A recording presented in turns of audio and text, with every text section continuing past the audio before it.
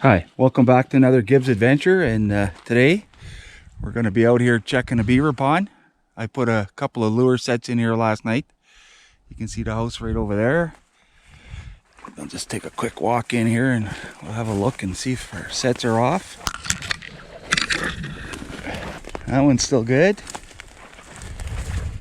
And that one's still good.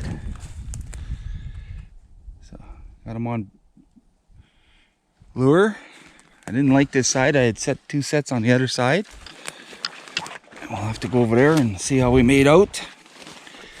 Open water trapping is probably the easiest type trapping in the fall like this. It's pretty easy going.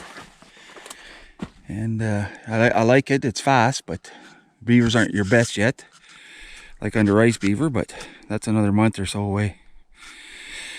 And since I have to catch 75%, it's good to catch, at least half of them in open water. It's easier.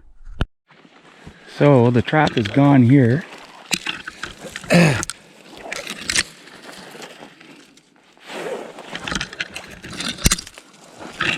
I use a system here that allows the beaver to get back in the water. Oh shit, it's a miss. Well, that's not good. And that one over there is okay. So he must have went around and didn't get caught. Son of a gun. And the house is over there. And I just want to show people the value of an active trapper. So if Jim doesn't open the trails, nobody else does. And this goes right down to a lake here that I got to get down to. So I'll spend a few minutes here and I'll cut this all open. And once I open it, every bag licker in the country will be using my trails. Hunting grouse and hunting moose and everything else, but until I keep the trails open, it doesn't happen. So here's a quick after Jimmy comes through, and I'll show the clip just before how dirty this was. I had to cut down quite a few trees, open it up. The lake's right there. It's like 500 feet, maybe 300 feet. I don't know. It's not very far. So now I can get my truck down there because I'm coming through here with my truck, and I can unload the canoe. I got the canoe in the back. So anyways, here we go, almost there. Oh, so here we are. This is McCrae Lake, and I got a beaver house, so I'm gonna drag the canoe down and I will check it. I set 4 traps yesterday and I'm back this morning to check them, and water's pretty high in the lake, so I knew right away there was beaver. So I'll put the camera back on when I get to the house, and I'll show you the feed bed and everything they just put in. So this is a beaver house. You can see the beaver house on the bank. You can tell it's live because there's full of mud on it and fresh sticks. And you can also tell by this feed bed. So beaver cache their food for the winter because they live under the water, and they'll make a food supply. They'll eat all these sticks over the course of the winter, and you can usually tell the size of a colony by the size of the feed bed. And this one here is a full colony. There'll be at least 6 beaver in this house. So we're going to trap it, and if you look around the lake, it's pretty well ringed with conifer trees. They can't eat jack pine or spruce. They need to have birch, poplar, tag alters. You can see a lot of birch in it. Pretty shallow lake here. But the feed bed is a real drawing card for minnows, for prey, for fish. The minnows will get in the feed bed, and then the bigger fish will come around trying to eat them. So it's always a good place to fish on a lake. Or if it's a bait fish lake, then it's always a good place to put a few traps. But we don't like to put traps around a live house because the beavers get tangled up in our ropes and lose our traps. But a house like this, good size house. So we'll see what we caught there. I got to go in and check the traps, and we'll see what's going on.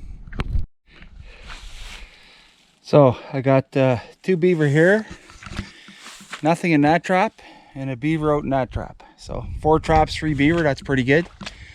One of the things you try to do when you're managing beaver is to is to try to keep them in check with the population, with the food source. You can see, you know, how big of feed pile that is. I'll probably try to take 2 more out of here or 3 more out of here, and then that's it. And they won't have to. What happens is, the further they have to go to their food source, because they have to get behind the evergreens to get to the poplar and the birch, is the more vulnerable they are to being picked off by wolves. Wolves are their biggest predators, especially this time of year. Oh, better not lose my canoe here or not. Jesus. Slow down, Jim.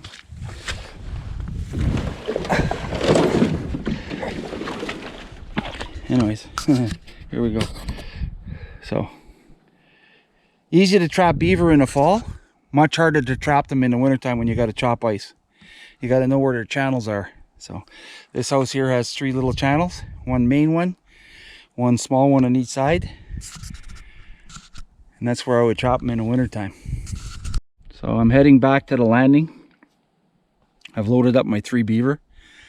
I'll make one more check at this house tomorrow, and I'll probably pull out. That'll be enough. And beautiful day. It's October 31st today, so I'm just starting my beaver harvest. Our season opens October the 5th, but fur wise they're not too good, so I like to wait a little bit. November 1st, October 30th, somewhere around there. But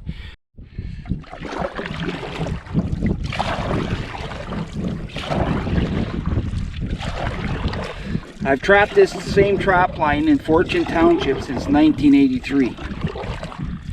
And I probably trapped beaver on McCrae Lake probably 10 times over that period. Not a great lake for beaver because there's not a lot of food. But every time there's enough food, the colony moves in and away they go again. So, anyways, those 3 beaver were caught overnight. I just set this house yesterday, and I want to, like I said, I'll check out one more time and then I'll pull out.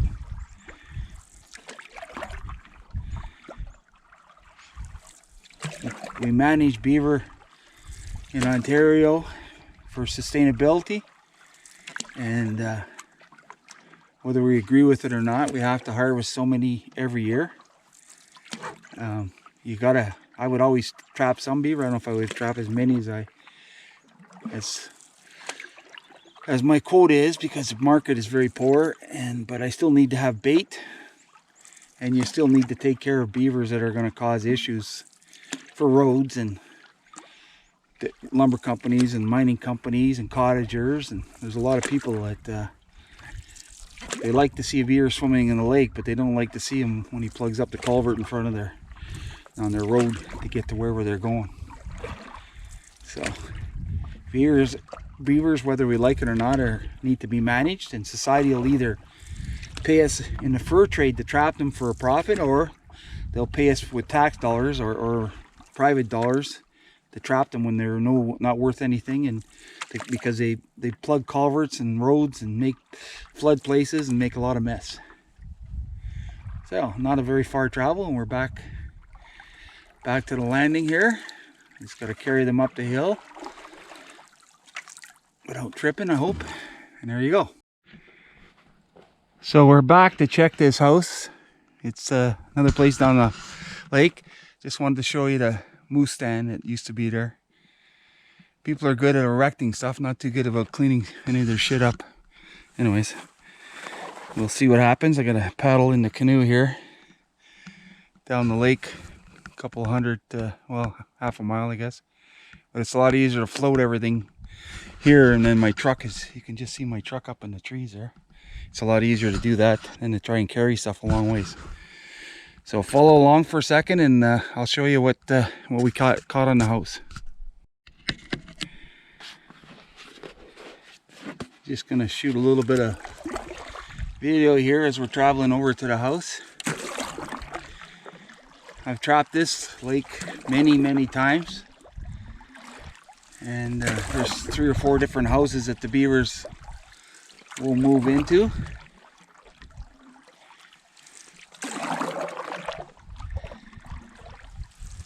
pretty well ringed with jack pine, but on the east side of the lake there's a bit more poplar and there's a bit of birch. But this year they've moved over to the west side. They're up here in the northwest corner of the lake. And beavers will do that. I'll trap them here and they'll be good for a couple of years, and then they'll come back and they'll move into other houses. But what's nice when you trap the trap line for a long time is you start to know where the channels are in the houses that you've trapped before. So I wouldn't say it gets easier, but it gets simpler. The only thing easy about beaver trapping is catching them after that. They're heavy and take quite a bit of time to process. But you get to see some beautiful country, that's for sure. So one big beaver here out of 4 sets. Two of them were touched. You can see the feed bed here. It's a pretty good sized feed bed. There's at least a pair here, if not a pair with some little ones.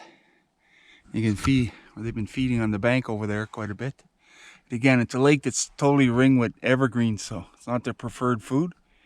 So it's good to trap them here and push the numbers down a little bit so that there's enough feed for them. You can see in their feed bed, it's all deciduous trees, birch, poplar, tag alters, whatever they can scrounge up, and that's their winter food supply. So anyways, that's what's going on here. One beaver. I'll be back tomorrow.